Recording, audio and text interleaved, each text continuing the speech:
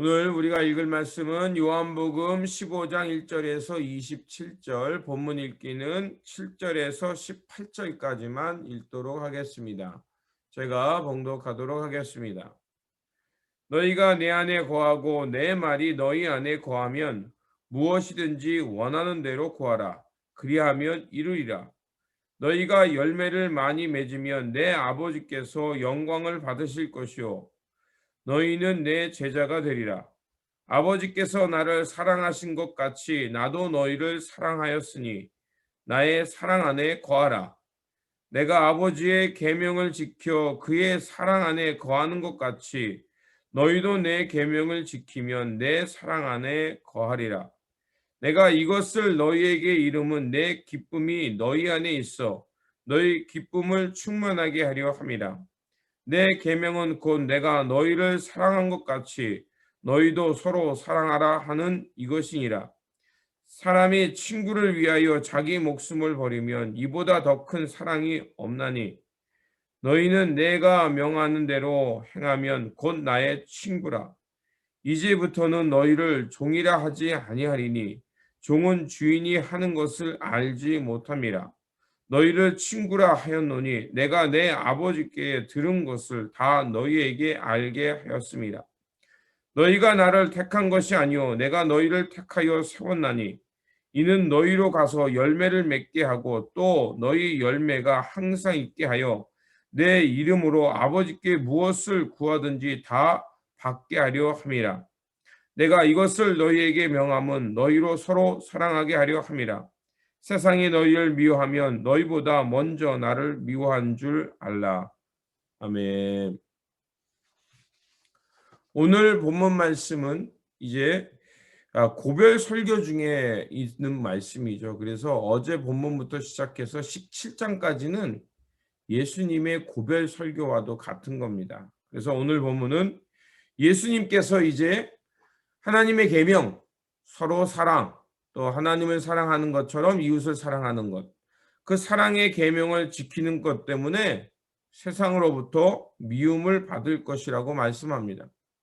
그래서 포도나무와 가지의 비유처럼 이제 우리가 주님을 사랑하고 주님의 계명 안에 거함으로 이제 그 신앙의 결속을 주님과 맺으며 살라는 것이 오늘 본문의 주제입니다. 오늘 본문 속에 보면 거하라는 단어가 참 많이 나옵니다. 주님 안에 거하라, 거하라, 거하라 이렇게 말이 나오죠. 결국 주님 안에 거할 때 이런 우리의 신앙이 열매 맺는 삶이 된다는 것입니다. 그래서 주님께서 포도나무와 가지의 비유를 통해서 우리가 예수님 안에 거할 때 결국 결속력이 생기게 되고 그리고 과실을 맺는 것입니다. 과실은 뭐냐면 바로 하나님을 영화롭게 하는 것.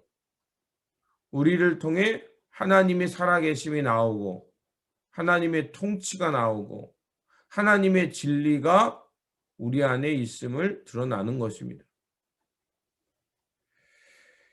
바로 주님의 말씀, 주님의 계명을 우리가 근본 삼고 살아갈 때 이런 열매 맺는 삶, 예수님과 결속되는 능력이 나온다는 것입니다. 때로는 주님의 말씀을 따르다 보면 고난이 우리에게 있을 수 있다고 말씀하고 있습니다. 그런데 그 고난이 우리가 받을 때 이상하게 여기지 말라는 거죠. 왜냐하면 예수님도 고난 받으셨다는 것을 잊지 말라는 거예요.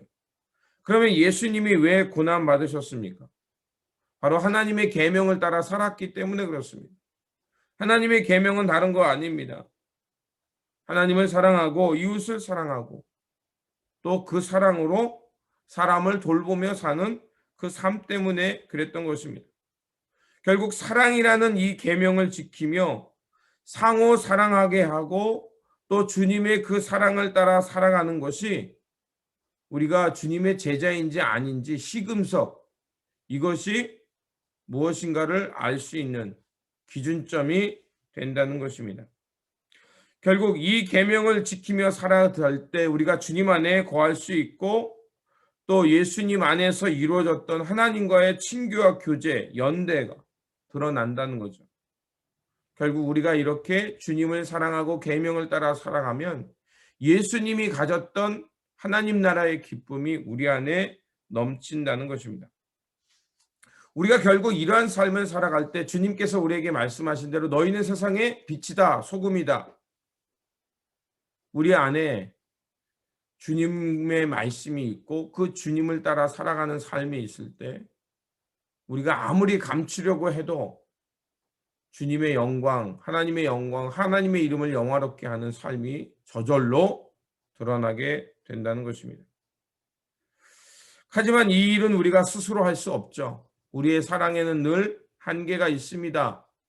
또 어떤 상황이 몰리면 우리는 사랑과 집착을 혼돈하기도 합니다. 그렇다면 어떻게 하겠습니까?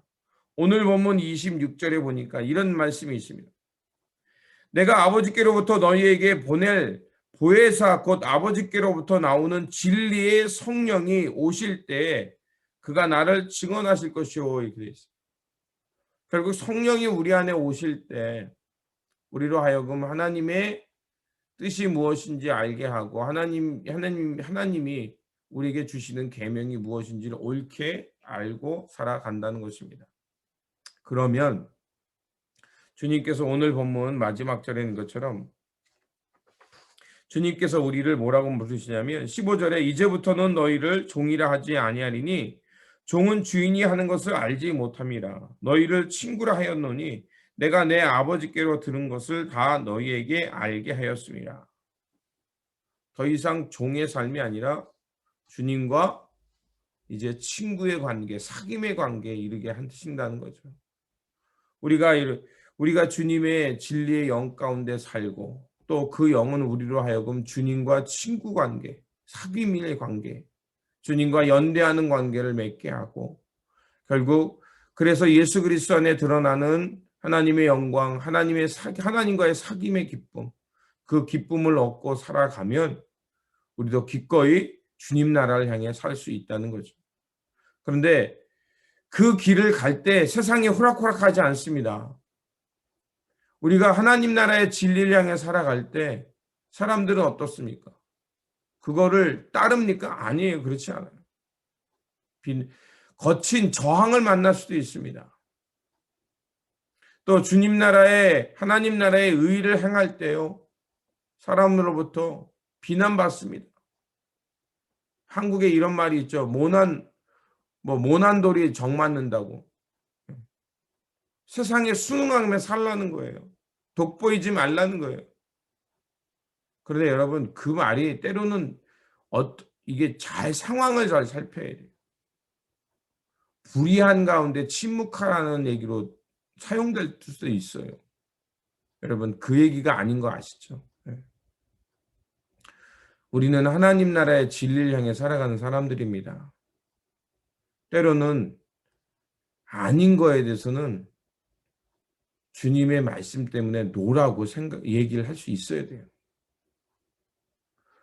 혼자서 할 수 없잖아요. 그것을 같이 연대해 주는 사람들이 있으면 힘이 납니다. 그래서 하나님께서 우리에게 공동체를 주신 거예요. 그래서 우리가 잊지 말아야 할 것은 항상 하나님의 진리를 구하는 것. 그런데 여기서 진리만 구하면 사람이 차갑습니다. 근데 우리가 오늘 본문을 통해 깨닫는 것처럼 주님 안에서 무엇을 하냐면 계명을 지키는 거예요. 주님의 계명의 전제는 서로 사랑입니다. 주님께서 하나님을 사랑하고 그 사랑 가운데 형제, 자매, 이웃을 돌봤던 것처럼 우리가 주님을 사랑하는 마음으로 이웃을 그렇게 바라볼 수 있는 마음이 항상 있어야 돼요. 그 마음 가운데서 하나님의 진리와 의의 공동체로 살아가는 겁니다. 앞에서 말씀드린 대로 이 일은 우리가 할 수 없습니다. 늘 우리 안에 성령이 내 안에 있는가, 성령의 충만함이 우리 안에 있는가 늘 살피는 것이 중요합니다. 그러면 우리도 주님이 가신 길, 기꺼이 친구를 위해 자기의 목숨을 버리는 것. 그러니까 이거는 하나님을 사랑함으로 이웃을 사랑하는, 그러니까 섬김과 자기 희생이죠. 제가 늘 말씀드리잖아요. 누가 시켜서 희생하면 분노가 일어납니다. 내 안에 앵거가 쳐요. 그런데 내가 사랑해서 자발적으로 하면 기쁩니다. 왜요? 내가 누군가를 향해서 무엇을 할 수 있고 덕이 되고 보탤 수 있다는 이 자기 안에 기쁨이 있기 때문에 그것 때문에 비굴해하지 않고요. 누군가를 섬기고 있다는 것 때문에 감사가 일어나는 거예요. 그래서 제가 늘 신앙생활하면서 부탁드리는 건 제가 제일 좋아하는 거죠. 자발적 순종, 자발적 순종. 시켜서가 아니라 하나님의 사랑이 너무 감사하고 하나님을 사랑하니까 저절로 이루어지는 사랑. 조건이 붙으면 집착이 일어납니다.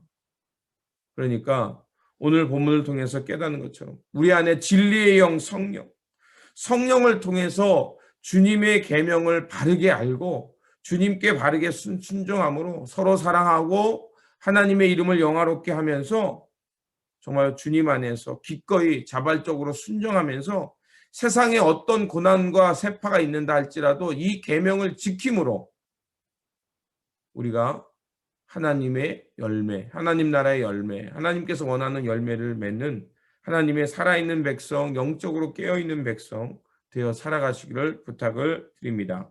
기도하겠습니다. 진리와 생명이 되시는 주님, 주님께서 진정한 사랑과 섬김을 통해 하나님 나라의 진리를 우리 가운데 드러내셨습니다.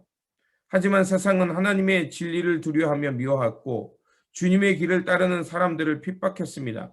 비록 세상이 주님의 사랑을 거부한다 하여도 결코 주님의 사랑과 희생은 포기할 수 없음을 깨닫게 하여 주시옵소서. 그래서 주님의 사랑과 섬김만이 이 땅을 진정한 평화로 가져온 것을 알고 이제 하나님의 이름을 영화롭게 함을 기억하며 우리도 묵묵히 주님의 계명을 지키고 주님의 말씀을 따라 살아가므로 주님 안에 거하며 주님의 길을 통해서 하나님을 영화롭게 하는 삶이 되게 하여 주시옵소서. 우리 구주 예수 그리스도의 이름으로 기도드립니다. 아멘. 오늘 우리에게 주신 말씀 가지고 기도하시고 특별히 우리에게 주신 한 말씀 주님 안에 거함으로 하나님의 이름을 영화롭게 하며 살아가는 그래서 진리의 영을 품고 살아가는 저와 여러분이 될 수 있도록 또 우리 공동체가 될 수 있도록 기도해 주시기 바랍니다. 그리고 오늘 있을 우리 교인총회가 잘 마무리될 수 있도록 기도해 주시기를 또한 부탁드립니다. 다시 한번 주님의 평안을 빕니다.